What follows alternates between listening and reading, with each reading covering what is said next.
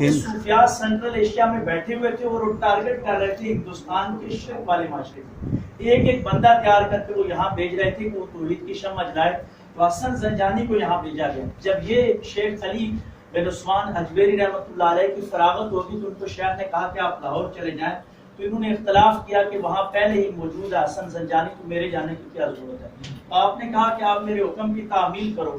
آپ جب آئے تو یہ لاہور دروازوں کے اندر ایک بند ہوتا تھا اور رات کو آ کے پڑاؤ ڈالا، دروازے بند ہو چکے تھے، باہر تھے. حسن زنجانی کی وہ آخری رات تھی، وہ نزا کی حالت میں تھے. انہوں نے نصیحت کی کہ صبح گیٹ کھولیں گے، جو پہلا شخص باہر کھڑا ہوگا وہی میرے نماز جنازہ کی امامت کرائے گا. رات کو ان کا انتقال ہوتا ہے. صبح جب دروازہ کھلتا ہے تو علی بن عثمان حجویری رحمۃ اللہ علیہ وہاں موجود ہوتے ہیں. آپ لوگوں نے ان کے نماز جنازہ کی امامت کروائی اور اسی خانقاہ تسلسل کو یہ لے کے آگے.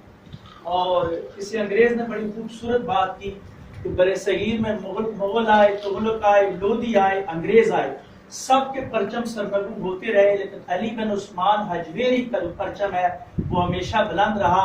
اگر انگریز رہا تو وہ بھی آ کے وہاں پہ کم از کم ان کی جو خدمات ان کا اعتراف کرتا رہا. اور آخری بات جو ہے کہ سوچے سمجھے منصوبے کے تحت خانقاہوں کو شدت پسندی کی طرف راغب کیا گیا. دو طرح کی، اس طرح آپ نے بڑا خوبصورت ذکر کیا، عامیانہ تصوف. عامیانہ تصوف در حقیقت ایک انتہا پہ جو لوگ چلے گئے جنہوں نے دین کے اندر غلو کر لیا، لیکن یہ ایک دوسرے طبقے کا